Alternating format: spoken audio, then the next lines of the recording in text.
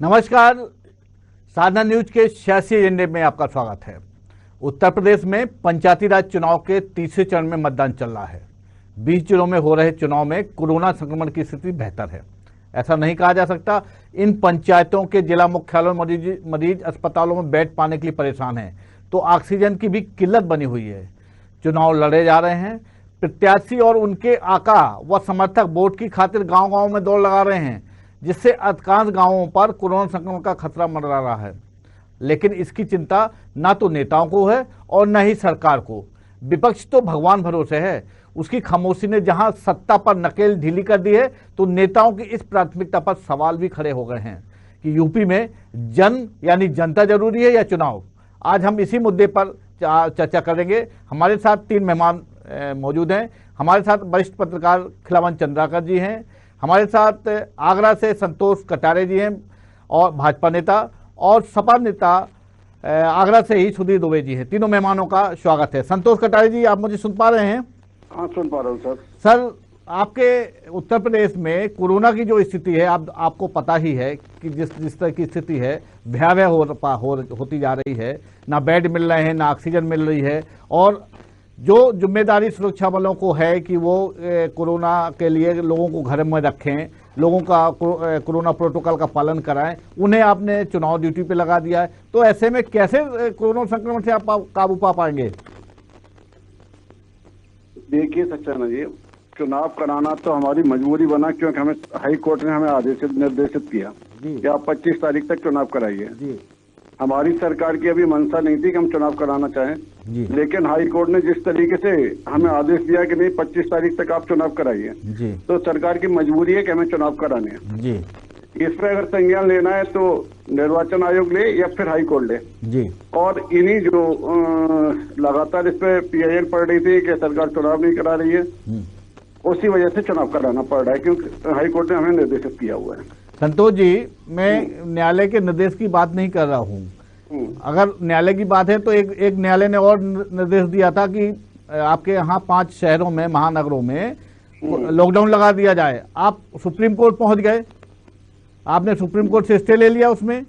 नहीं, supreme court इस चुनाव के लिए भी गए थे। इस चुनाव के लिए सुप्रीम कोर्ट ने जो भी गया, एक दिलीप कुमार नाम से गया था ना रोकने के लिए, लेकिन सुप्रीम कोर्ट ने मना कर दिया कि उत्तर प्रदेश का मामला हाई कोर्ट इसको निपटेगा।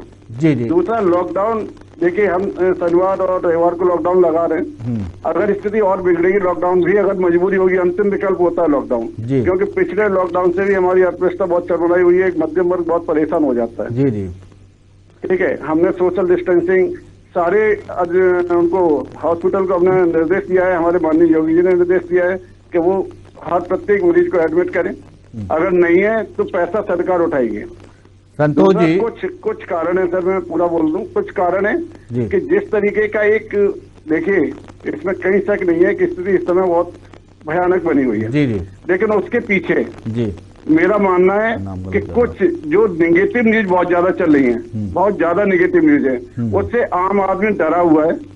और कई अस्पताल इनको इंजेक्शन प्रोवाइड कराए जा रहे हैं, उनको ऑक्सीजन प्रोवाइड कराई जा रही है, और ब्लैक में उसको भेज देते हैं। लोगों ने स्टोर करके रख लिया है। उससे ज्यादा बड़ी समस्या आज की डेट में कालाबाजारी बनी हुई है, जो कि इंजेक्शन इस मौत के सौदागर को भी करने पर जा रहे हैं कि इंजेक्शन 40,000 50,000 में बेच रहे हैं स्टोर करके। संतोष जी, आप जो बात कर रहे हैं वो तो विपक्ष की नेता जैसी बात कर रहे हैं। आपकी सरकार है, आपका प्रशासन है, आपका तंत्र है, आप इन पे क्यों अंकुश नहीं लगा पा रहे हैं? आप अंकुश लगा रहे हैं सर जी, अंकुश लगा रहे हैं, इसमें कहीं शक नहीं है। बेहतर स्वास्थ्य व्यवस्था देने की कोशिश कर रहे हैं जी, लेकिन ये बहुत एक बड़ा सर्किल है जी, ठीक है, जिसमें आम लोग जुड़े हुए हैं। मतलब जब जनमानस की भागीदारी हो जाती है तो प्रशासन को भी टाइम लगता है। सर, आपने ही कहा कि लॉकडाउन कोई हल नहीं है, लेकिन जब पहला फेज था तब प्रधानमंत्री जी ने के आह्वान पर पूरे देश में लॉकडाउन लगा था। 2 महीने लॉकडाउन, आपको उत्तर प्रदेश में 2 महीने लॉकडाउन लगा रहा, तो क्या वो भूल थी क्या जो इस बार सुधारी है आपने? नहीं, भूल नहीं थी। उस समय हमारे पास कोरोना वैक्सीन नहीं थी जी, मेडिसिन नहीं थी इस तरीके से जी, जो कि आज की डेट में हमारे यहाँ वैक्सीन है, कई वैक्सीन बाजार में है, और सरकार लगातार अभी 1 मई से 18 साल के ऊपर भी लगाने को मतलब एक अनुमति मिल गई है। तो पहले की स्थिति में और आज की स्थिति में थोड़ी सी डिफरेंस है। सर, कोरोना वैक्सीनेशन जो हो रहा है, तो क्या उससे केस कम हो रहे हैं, क्या संक्रमित कम हो रहे हैं क्या? आप चुनाव की बात कर रहे हैं, कितनी भीड़ है, आप सैनिटाइजेशन की बात कर रहे हैं, आप घर पे रहने की बात कर रहे हैं, कहाँ लोग भीड़ के भीड़ जुट आ रहे हैं, देख रहे हैं लाइन लगी हुई है, कहाँ पे हो पा रहा है ये? कहाँ लोग मतलब बच रहे हैं कोरोना से? कोरोना प्रोटोकॉल कहाँ पालन हो रहा है? बिल्कुल सच कह रहे हो सक्सेना जी, आप सही कह रहे हो जी। लेकिन मैंने पहले कहा कि ये चुनाव करवाना हमारी सरकार की मजबूरी है, क्योंकि हाईकोर्ट ने हमें निर्देशित किया हुआ है जी। और इसमें कोई ऐसा नहीं कि सिर्फ बीजेपी के लोग ही उसमें चुनाव लड़ रहे हैं, इसमें सपा के लोग भी लड़ रहे हैं, बसपा के लोग भी लड़ रहे हैं, सब लड़ रहे हैं जी। और हम पूरा जितना भी प्रयास कर सकते हैं उतना कर रहे हैं कि सोशल डिस्टेंसिंग और कोरोना के नियम का पालन कराएं जी। और हमारी सरकार पूरी कोशिश कर रही है। सुधीर दुबे जी, आप भी चुनाव लड़ रहे हैं, आपको भी कोरोना से कोई परेशानी नहीं है, न डर है, आप भी गांव-गांव जा रहे हैं? देखिए, मैं साफ कहना चाहूंगा, उत्तर प्रदेश की सरकार जी पूरे 12 महीने चुनावी मोड में रहती है जी। पहला फेज जब कोरोना का आया, लाखों लोगों की जान गई, उत्तर प्रदेश में भी बहुत लोगों की जान चली गई जी। सरकार केवल अपनी पीठ थपथपाती रही कि हमने कोरोना को बहुत अच्छी तरह से मैनेज किया है जी। और जब व्यवस्थाएं संभालने का मौका आया तो उत्तर प्रदेश के मुख्यमंत्री माननीय योगी आदित्यनाथ जी वेस्ट बंगाल में चुनाव कराने चले जाते हैं, रैलियां कराने चले जाते हैं और सोशल डिस्टेंसिंग की जहां तक बात है, आपके चैनल ने भी देखा होगा, हम लोग भी टीवी के माध्यम से देखते हैं, भारतीय जनता पार्टी के नेता लाखों लाख भीड़ जुटाते रहे अपने चुनावी रैलियों में। कभी भी उन्होंने मंच से ये नहीं कहा। सर आपकी इस बातों से, सर सुधीर जी, आपकी इस बातों से क्या कोरोना का संक्रमण कम हो पाएगा? आपकी नैतिक जिम्मेदारी क्या है? कोरोना का संक्रमण तो दिन पर दिन बढ़ रहा है। तो क्या जिम्मेदारी आपके 5 साल पहले, लगभग इससे पहले आपकी सरकार थी, उसके बाद योगी सरकार आई और आप विपक्ष में हैं, 1 साल पहले भी संक्रमण था, तो समाजवादी पार्टी का या विपक्ष का ऐसा कोई मूवमेंट देखने को नहीं मिला जो कोरोना संक्रमण से लड़ने के लिए सरकार के साथ खड़ी दिखाई दे? हमारे नेताजी और हमारे सभी जो वरिष्ठ हमारे पदाधिकारी हैं, उन सब ने ये कहा है। सर ये आप राजनीति की बात नहीं करें, आप तो मुझे ये बताएं कि आपके दल द्वारा कितने लोगों को अस्पताल में सिलेंडर मुहैया कराए गए हैं, कितने बेड दिलाने के लिए व्यवस्था की गई है, कितने आइसोलेशन बेड की व्यवस्था कराई गई है? आपका भी तो कोई धर्म है कि नहीं है? आप जनता से वोट मांगने जाते हैं तो उनके सुख दुख में खड़े होंगे कि नहीं खड़े होंगे? बहुत ही जिम्मेदारी के साथ मैं ये बताना चाहता हूँ कि पिछले 5 साल जो माननीय अखिलेश जी की सरकार उत्तर प्रदेश में थी जी, हमने जितने विकास कार्य कराए, अस्पताल बनवाए, सड़कें बनवाई, इंफ्रास्ट्रक्चर को डेवलप किया जी। लेकिन ये सरकार भेदभावपूर्ण तरीके से काम कर रही है। जितने भी समाजवादी पार्टी की सरकार ने अस्पताल बनवाए, आज उन अस्पतालों का प्रयोग भी इन कोरोना संक्रमण काल में भी नहीं किया जा रहा है। आप देखिए सैफई का, इटावा जनपद के सैफई का जो अस्पताल है जी, और उस अस्पताल को बहुत अच्छे से कोरोना रोगियों के लिए इस्तेमाल किया जा सकता था, लेकिन ये सरकार उसी भेदभाव के चलते सर किसी दल की सरकार बना सकती है, लेकिन वो दल जाने के बाद मामला तो सरकार का ही रहता है ना, अस्पताल तो सरकार का ही होगा ना, जिला प्रशासन के अधीनस्थ होगा ना, वहाँ कोई दल का कोई आपका तमगा थोड़ी लगा है कि समाजवादी पार्टी का अस्पताल है, तो क्यों नहीं उपयोग कर पाएंगे वहाँ पे भाई? नहीं, पूरा उपयोग हो रहा है उसका, पूरी ऑक्सीजन, रेमडेसिविर, सभी दवाइयां वहां पर प्रॉपर तरीके से पहुंचाई जा रही है और लोगों को बहुत अच्छा बेनिफिट मिल रहा है उसका। जी जी। मैं इस सरकार की मानसिकता से आपको अवगत कराना चाहता हूं। हालांकि ये देश के अंदर बहुत ही विषम परिस्थिति है, लेकिन मैं ये विषय आया है तो मैं इस विषय से अवगत कराना चाहता हूं कि जब उत्तर प्रदेश में भारतीय जनता पार्टी की सरकार बनती है तो मुख्यमंत्री हाउस को गंगा जल से धुलवाते हैं। ये सरकार की मानसिकता। चलिए आप राजनीति की बात करने लगे, ये समस्या नहीं। मैं खिलावन चंद्राकर जी के पास जाऊंगा। सर आपने दोनों मेहमानों की बात सुनी, तो उत्तर प्रदेश में कम से कम सही ढंग से ईमानदारी से कोरोना से निपटने की बात हो रही है या केवल राजनीति हो रही है वहां पर? केवल राजनीति हो रही है?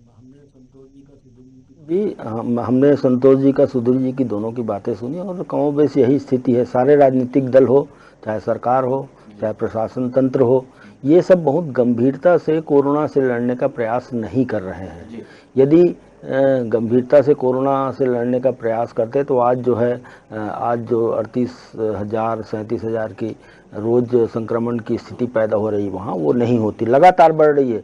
2,000 4,000 5,000 लगातार प्रतिदिन आगे बढ़ रही है। और मैंने पिछले उस एपिसोड में बताई था या आपको कि यही स्थिति लगातार बनी रही तो महाराष्ट्र के बाद जो उत्तर प्रदेश है, अब यदि स्थिति कायम रही तो मुझे लगता है कि उत्तर प्रदेश पहले नंबर पर कोरोना की दृष्टि से, संक्रमण की दृष्टि से पहुंच जाएगी। और महाराष्ट्र में इलाज बेहतर हो रहा है, ऐसा हम लोग लगातार समाचार पत्रों में सुनते हैं और बहुत नियंत्रण भी धीरे धीरे हो रही है वहाँ। लेकिन उत्तर प्रदेश में लगातार जिस तरह से एक्टिव मरीजों की संख्या बढ़ रही है वो सरकार के लिए बड़ा सिरदर्द है। अर्थात आने वाले दिनों में सरकार को और बहुत मुश्किलों का सामना करना पड़ रहा है। आज हम स्थिति देख रहे हैं अस्पतालों में जो कमियां हैं उस तरफ सरकार का बहुत गंभीरता से ध्यान मुझे लगता है नहीं जा रही है।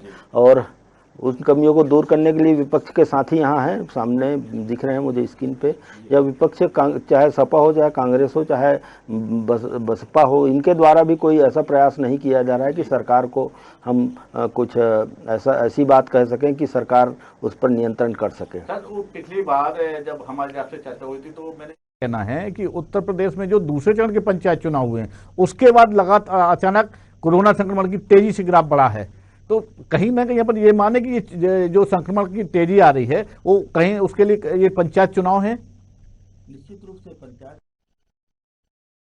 पंचायत चुनाव के पहले पहला चरण 15 अप्रैल का हो, चाहे दूसरा चरण 19 अप्रैल का हो, चाहे आज जो तीसरा चरण हो रहा है वहाँ, वो देखें हम लगातार। आपने स्क्रीन पर आप देख रहे होंगे लोगों की संख्या किस तरह से कतार में लगी हुई भीड़।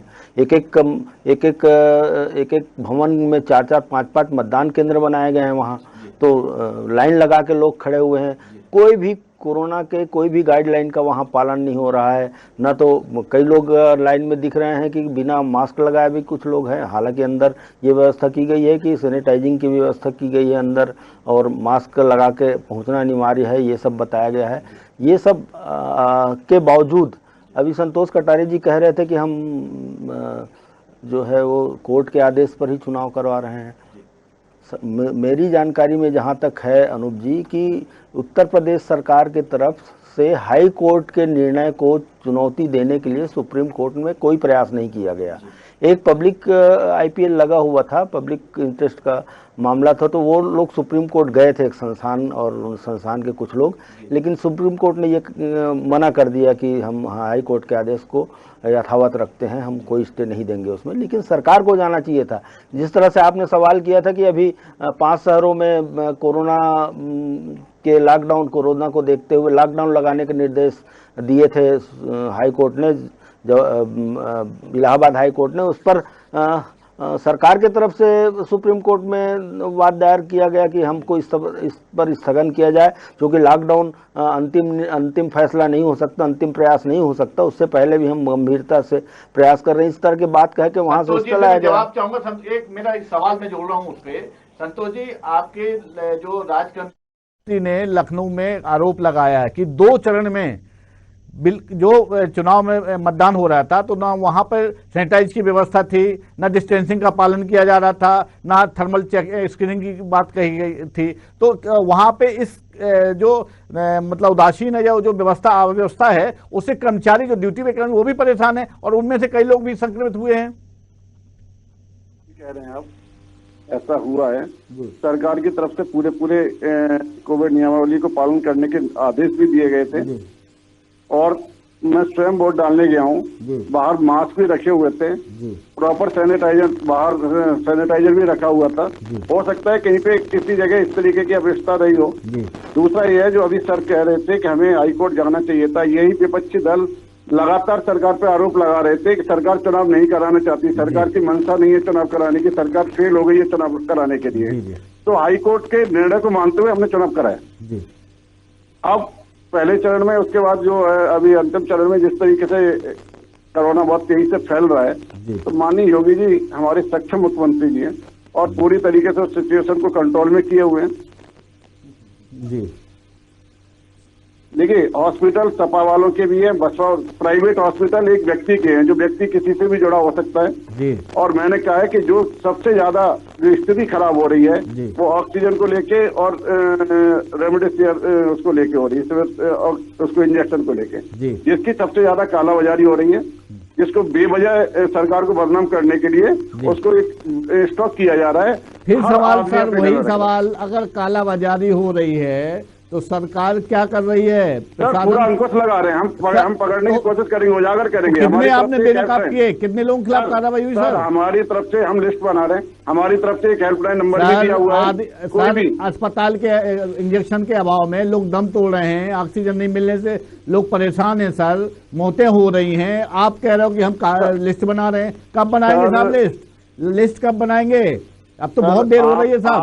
आप भी हम जो कर रहे हैं, लगे हुए हैं, पूरी सरकार हमारी लगी है, पूरा संगठन लगा हुआ है। हमने एक हेल्पलाइन नंबर जारी किया हुआ है, किसी भी मरीज को या किसी भी कोई भी है उसको हम तुरंत हॉस्पिटल एडमिट करा रहे हैं। हमारे संज्ञान में जब भी आता है हम तुरंत पहुंचते हैं और चीज को सॉल्व कर रहे हैं। मतलब यह हमारी तरफ से कोशिश पूरी जारी है और जैसे जैसे संज्ञान में आएगा हम उसको पकड़े। सुधीर जी, जब चुनाव नहीं हो रहे थे तब आप सरकार पे पानी पी कर कोस रहे थे, सरकार पे चढ़ाई कर रहे थे, और जब अब चुनाव हो रहे हैं और स्थिति कोरोना के कारण बिगड़ रही है तो आपने अपना पल्ला झाड़ लिया। कम से कम नैतिकता के हिसाब से आपने भी तो दबाव बनाया था, तो आप भी आगे आते चलिए। जब हमने भी कहा था वो चुनाव हो रहे हैं, हाईकोर्ट के निर्देश पे हो रहे हैं, तो हमारी नैतिक जो जिम्मेदारी है समाज को सहूलत देने के लिए, उसके लिए हम आप भी आगे बढ़ते, या आप बैठ के घर में केवल बयानबाजी जारी कर रहे हैं, आप फुटेज दे रहे हैं, आप विजुअल दे रहे हैं आपके ऐसा सरकार ऐसा नहीं करना चाहिए। अनूप सक्सेना जी, जी पहले मैं आपकी बात का जवाब देना चाहूंगा जी।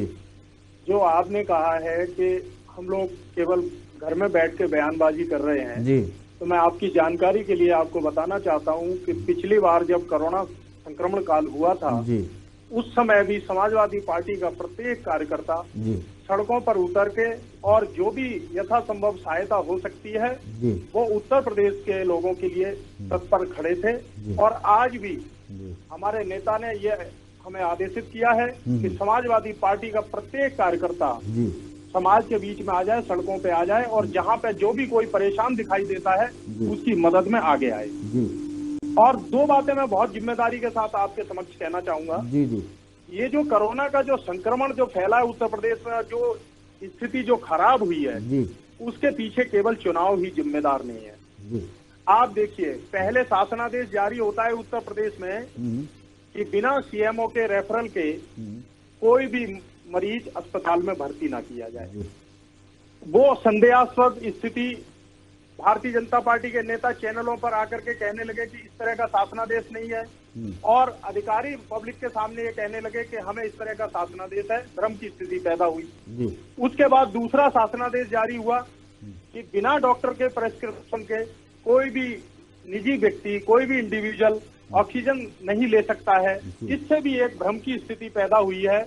और मैं बहुत जिम्मेदारी के साथ कहना चाहता हूं कि उत्तर प्रदेश के मुख्यमंत्री केवल इवेंट कर रहे थे, चाहे वो वैक्सीनेशन का हो, चाहे वो कोरोना की स्थिति से निपटने का मामला हो, केवल इवेंट कर रहे थे और वेस्ट बंगाल में जाकर के चुनाव रैलियों को संबोधित कर रहे थे। जब व्यवस्था संभालने की बात आई तो व्यवस्था संभालने की बजाय वो चुनावी मोड में चल रहे थे।